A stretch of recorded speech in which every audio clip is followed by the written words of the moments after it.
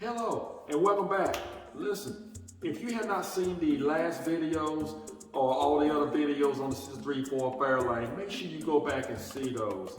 Now in this video segment, we're going to actually work on the lift springs and we're going to put that together, and I'm going to show you the difference between the original lift springs and the aftermarket lift springs. So if you're not a subscriber, make sure you hit that little red button over to your right and become a subscriber right away. So let's get started.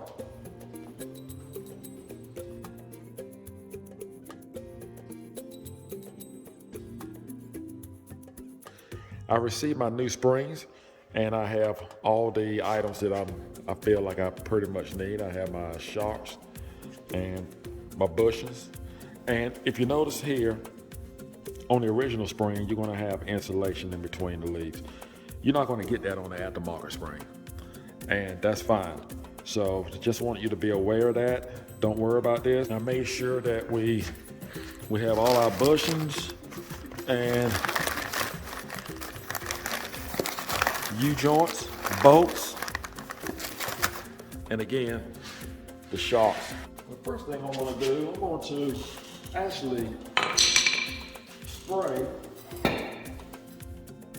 I have a pretty good impact gun, but I'm going to actually spray these nuts. Get anything out of here. Just let that soak a little bit. I'm gonna pull these caps off. Just take a hammer.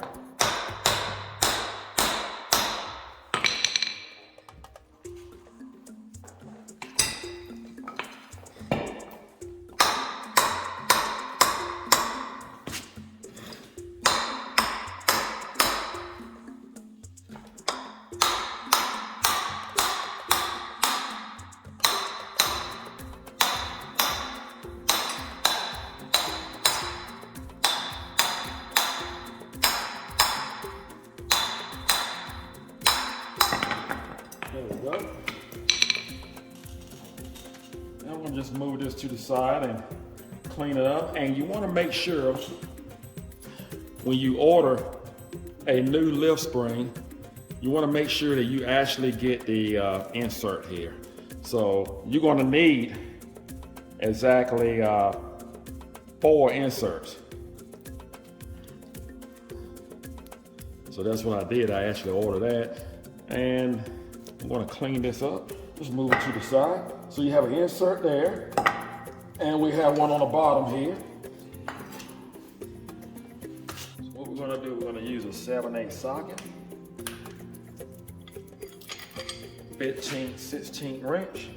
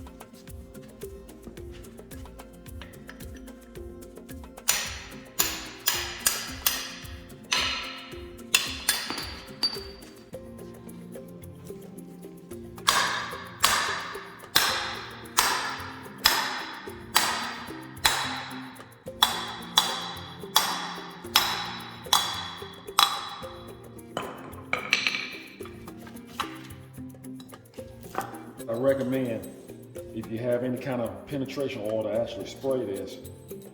It won't hurt to let it sit, but 58 years is a long time. never been off.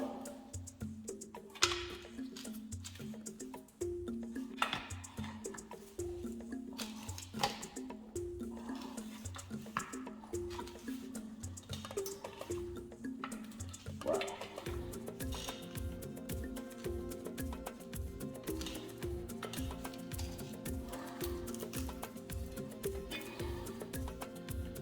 That's a long time, folks. Long time. Bushings are still pretty good. This car was not in bad shape. It was owned by an elderly gentleman, and he did a great job taking care of it. Next, we're going to remove the insert.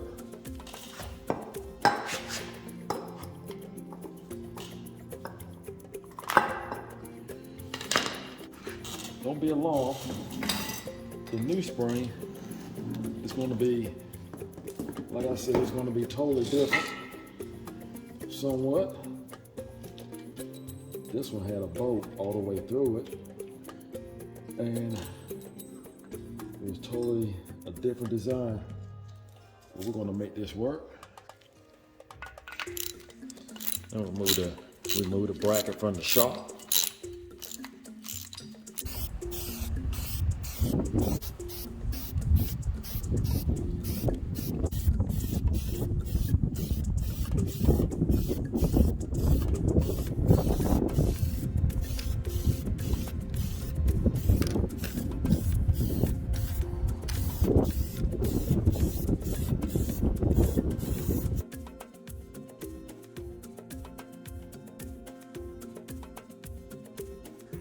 Now, I have to tell you, this is worth doing. Just go ahead and do away with the 50-some-odd-year-old leaf springs. Well, I believe it's time for us to bolt these parts back on. So let's get started.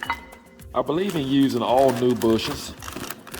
So the first thing we're going to do is just put in our new bushes. These bushes will last forever. I don't care if you get the regular rubber bushes or the polyurethane. They will last forever. So these are front bushes. I want to point out one thing. I have both of these bushes put in all the way, and even when I knock this bushing in some, it's just going to push this one out. So what I want to do, I'm going to actually take this bushing out, and I'm going to eliminate this much of an area, like an 1/8 of an inch, off in the inside, so I can actually have both bushings to be flush. Just going to cut off an 1/8 of an inch.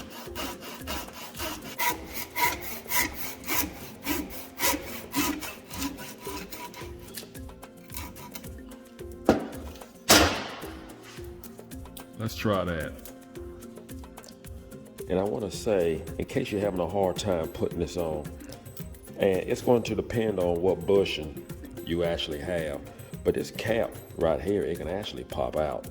You can take a hammer and just tap on the back side of it, and it'll actually pop out, and it fits right back in like a glove, just in case. And each bushing is totally different in size. It all depends on who made it, but just want you to be aware that this cap can come out.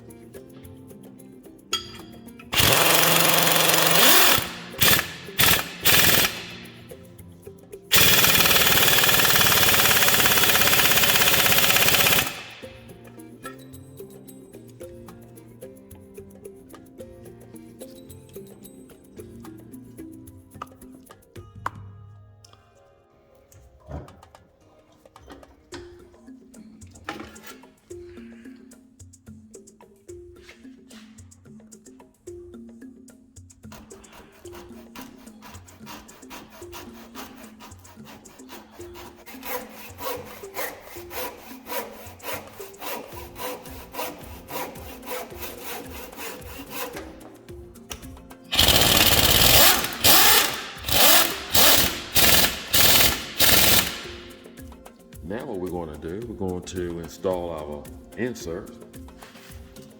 I'm just want to get it right in the middle, and then just push in. Put your thumbs and just let them work for you. And just continue to press it in the middle. If you have a real hard time, you can actually just lay it in a vise and just take a little penetration oil and just put on the side here, and just, like I say, just squeeze in the middle with your thumbs and just bring it in the center, and just make sure your hole is actually perfectly round. You should be good to go. Now this is the hard part right here, and the one on the bottom, it just fits right in. So we're just going to lay this right down here. Now when you order these inserts, you're gonna, that's what I call them, but you're going to actually need 4.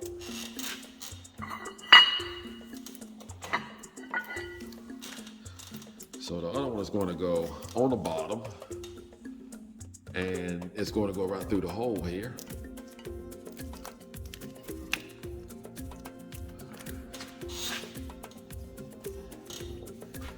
Then this stud here, where I just actually place it right here. We want to work on a brake cylinder, and there's 2 ways you can go about working on a brake cylinder. You can actually buy a new brake cylinder, and you're going to have to specify the right side and the left side, because it's going to be different on the end. Or you can just get you a kit and go from there. Now the kit is going to cost about $3.50 versus the brake cylinder is going to cost about $16. So I'm just going to put a kit in it, and the kit is going to come with the spring and the boot, and you need to keep the remaining parts, your pistons and your fork, from your old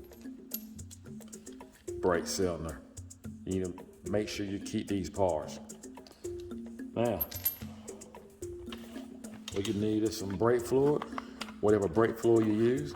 Keep in mind, we're going to use dot 3, and if that's what you use, we'll stick with that, or dot 4, whichever the unit requires. You cannot mix dot 3 and dot 4. So we're just going to rub some inside. And this, if you had not seen the video of me homing out the brake cylinder, make sure you see that. All right, now what we just want to do is just put a little brake fluid, and we're going to have this in the inside of the wheel cylinder. Just fit it in there.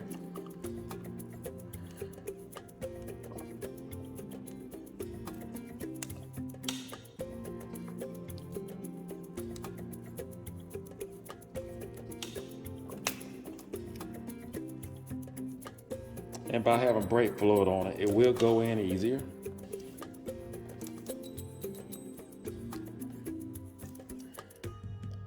All right, so that's probably as far as you can get it right now.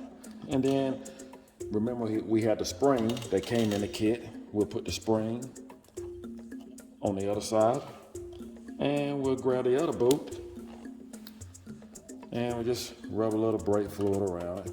I still have some left on my finger. And remember, this is the inside towards the spring.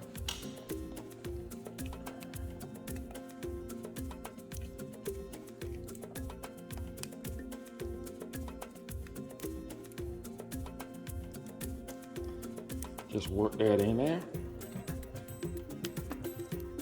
There we go.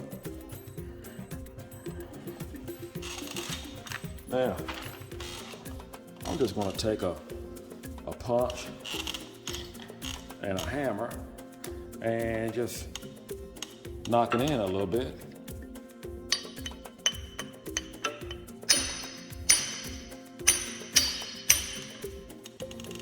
side, then I'm gonna go to the other side, do the same.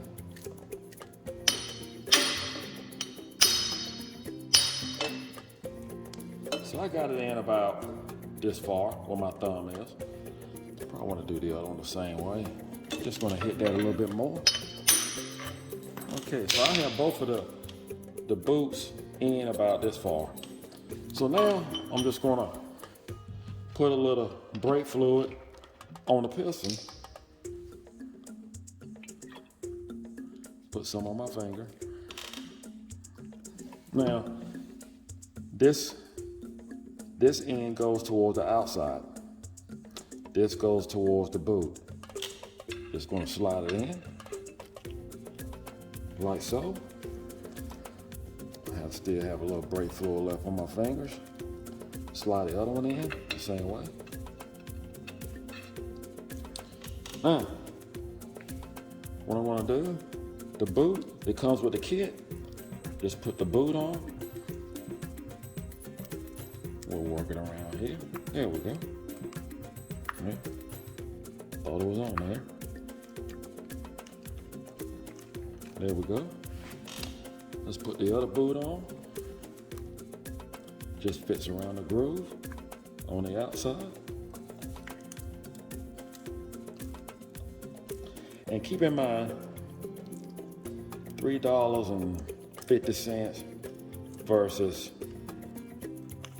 $16 makes a difference. And we have our forks here. Just gonna pop them inside the hole. And that's it. Good as new. Put our insert right underneath.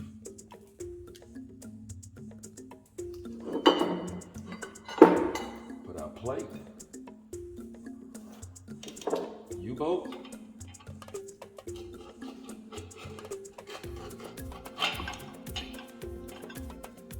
Well, I got on the last bolt here, and I'm just going to leave it loose right now, and we're going to install the other side.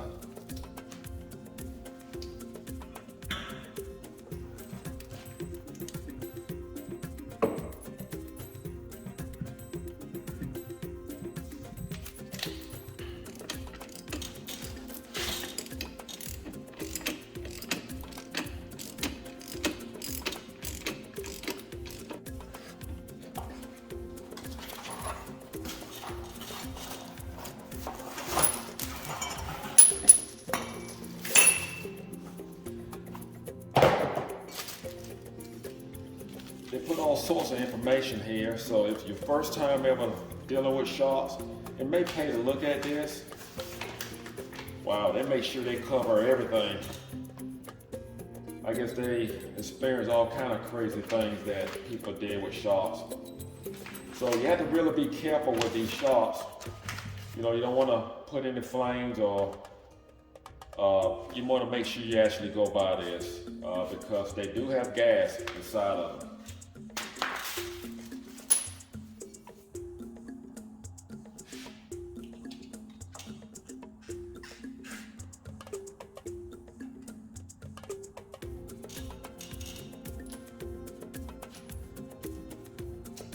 And you want to make sure you have a regular nut and a lock nut.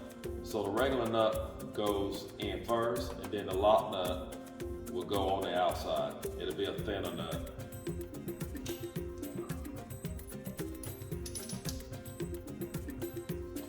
Again, we're going to leave all that loose.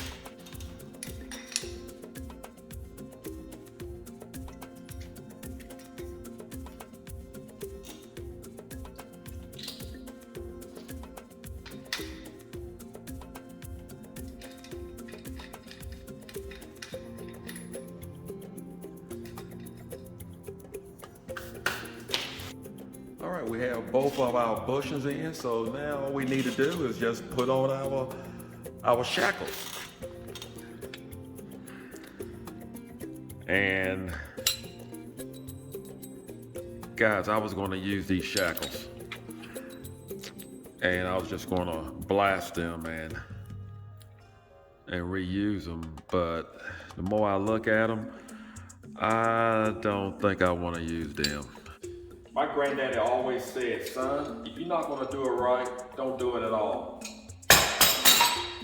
I'm not going to do it at all. I'm going to go on the internet and actually order 2 new shackles, and then we'll start back again on the next video with the new shackles and putting it on a vehicle. Again, it goes the same with you. If you're not going to do your project right, or you have doubts about it, just stop and just come back later. Because if you don't do it right, just don't do it at all. Listen, if you're not a subscriber, hit that little red button over to your right. Do not forget to subscribe. Thank you for watching. Work safely, and God bless.